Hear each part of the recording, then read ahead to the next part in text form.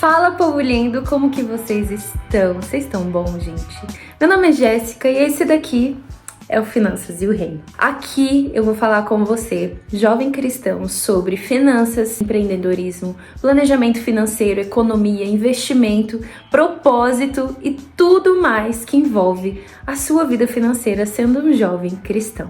E no vídeo de hoje a gente vai falar justamente sobre isso, sobre o jovem cristão e o dinheiro. Mas antes da gente começar, eu quero que você já se inscreva nesse canal. A gente tem muito conteúdo pela frente e eu sei que tudo que a gente vai falar aqui vai mudar a sua vida financeira. Não tem a ver só com dinheiro, mas tem a ver com o propósito de Deus na sua vida. É te ajudar a sair dessa confusão financeira para que você possa então alcançar a sua liberdade financeira sendo um jovem cristão. Então já se inscreve, ativa as notificações, curte esse vídeo para que ele possa alcançar muito mais gente e bora lá!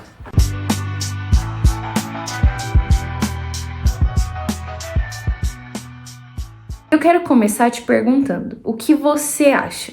O dinheiro, ele é de Deus ou ele é do diabo? Você acha que o dinheiro é bom ou que ele é ruim? Coloca aqui nos comentários para eu saber o que você pensa. Eu sei que muitos usam o texto de 1 Timóteo 6,10, onde a Bíblia vai dizer que o amor ao dinheiro é a raiz de todos os males. E muitos, por cobiçarem demais isso, se perderam na fé. E aí muita gente usa esse texto para dizer que ser rico é pecado, que ter muito dinheiro é pecado. Mas deixa eu te dizer uma coisa, o dinheiro, ele não é de Deus e ele também não é do diabo. Não dá pra gente dizer que ele provém de Deus ou que ele provém do diabo. Porque na verdade o dinheiro é só uma ferramenta. Ele é apenas uma ferramenta. Agora, o que você vai fazer com essa ferramenta, aí sim vai dizer se ele é bom ou se ele é ruim. Se ele é de Deus ou se ele não é de Deus. Ter muito dinheiro não é pecado. Agora, ter amor ao dinheiro e cobiçar o dinheiro, isso sim é um grande problema. É muito importante que a gente entenda a verdade disso. Que ter muito dinheiro não é pecado. Agora, o dinheiro ter você, isso sim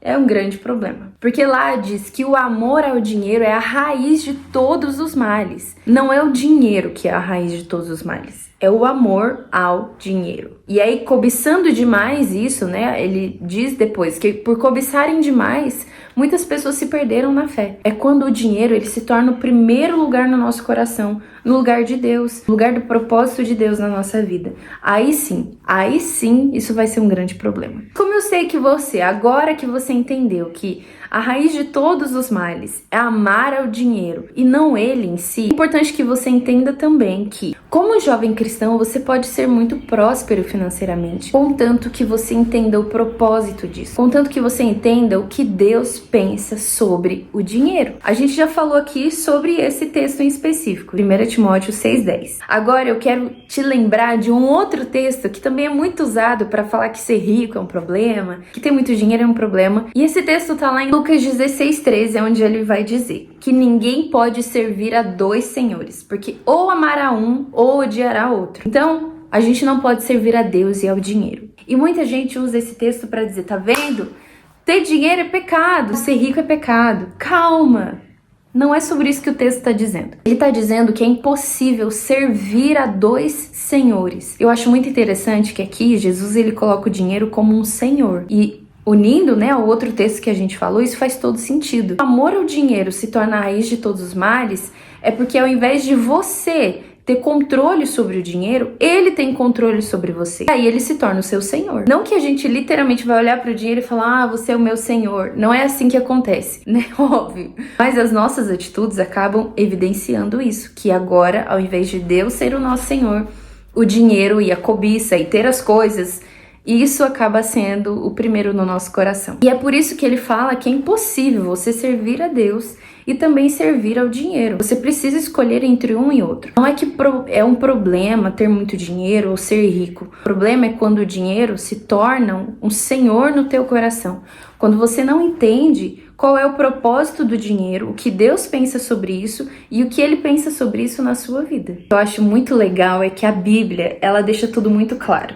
A Bíblia fala muito sobre dinheiro, então ela deixa tão claro o que Deus pensa sobre isso, que não dá pra gente ficar criando coisa na nossa cabeça, sabe? E tem um texto em específico que eu sou completamente apaixonada. Lá em Deuteronômio 8, 17 e 18. Vai dizer assim: não diga que foi a força do teu braço que te deu capacidade para produzir riqueza. Antes, lembre-se que foi o Senhor, o seu Deus, que te deu capacidade para produzir riqueza. Olha que doido isso. Se a gente fizer um contraste desse texto com o outro que eu citei, de que o amor ao dinheiro é a raiz de todos os males, eles se complementam. Porque ali está dizendo em Deuteronômio que é o Senhor que nos dá capacidade para produzir riqueza. Mas que a gente tem que lembrar que quem nos dá capacidade é o Senhor e não a força do nosso braço. E é por isso que o amor ao dinheiro é a raiz de todos os males, porque é quando o amor ao dinheiro se torna o primeiro no nosso coração que aí Deus já não é mais o primeiro. É quando ter as coisas, cobiçar as coisas, se torna o primeiro na nossa vida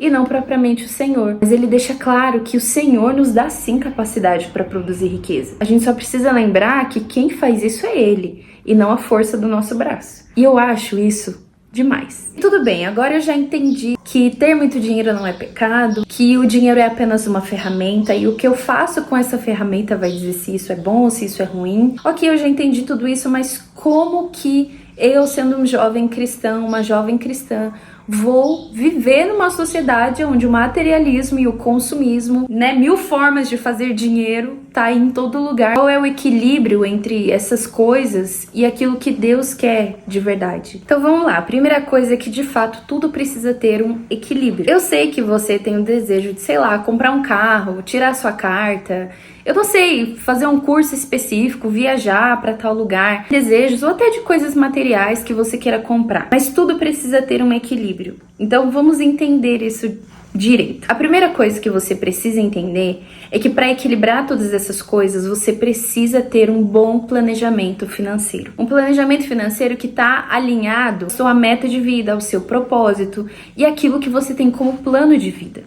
Ter um bom planejamento financeiro vai fazer com que você evite gastos desnecessários, que você vai ter uma visão correta para onde você está indo. Então, qualquer coisa que aparecer no caminho para te tirar desse planejamento, você vai dizer não. Essa é a chave de tudo. A segunda coisa é, tendo um bom planejamento financeiro, você também vai aprender a poupar e investir o teu dinheiro para que ele se multiplique. Isso é uma chave muito legal. Eu vou falar muito sobre isso, ensinar você a como você pode se planejar, poupar e investir o teu dinheiro para que ele se multiplique. Mas falando disso agora, basicamente, é isso. Quando você aprende a ter um bom planejamento financeiro, você também aprende a poupar e também aprende a investir, fazendo com que esse dinheiro se multiplique. Aí sim você consegue alcançar as suas metas, você consegue alcançar a sua liberdade financeira e tendo tudo isso com uma consciência muito segura de que aquilo que você está fazendo não passa desse lugar de tipo, dinheiro é o primeiro lugar no meu coração, entende? Porque na verdade tudo isso é pra glória de Deus e dentro do propósito que Ele tem pra minha vida. Então, gente, de verdade, isso é, sabe, um chuchu, isso muda tudo. Chuchu não, porque eu odeio chuchu. Isso é uma lasanha, porque isso muda tudo. Maluca, né? E a consequência de tudo isso é, quando você aprende a se planejar, você aprende a poupar, você aprende a investir, fazer o teu dinheiro multiplicar e com isso você diminui gastos desnecessários. Você evita dívidas no cartão de crédito, você evita comprar coisas desnecessárias que você não precisa. Você tem uma meta, você sabe para onde você tá indo. E aí, então, tudo que é desnecessário vai saindo do caminho, entendeu? E uma outra coisa que se complementa a todas essas coisas é a generosidade. Generosidade é algo extraordinário. Eu acho muito incrível. Além da Bíblia ensinar muito sobre dinheiro, ela também ensina muito sobre generosidade. E como o plantar e o colher é muito verdadeiro. Então, a generosidade também é um ponto muito forte desse nosso processo de uma saúde financeira segura, sabe? Sendo um jovem cristão. A generosidade tem a ver com você usar parte daquilo que você tem, não só para seu próprio benefício, mas para beneficiar a vida de outras pessoas no reino de Deus. E isso, gente, é extraordinário, faz toda a diferença, muda o teu coração, muda o coração das pessoas.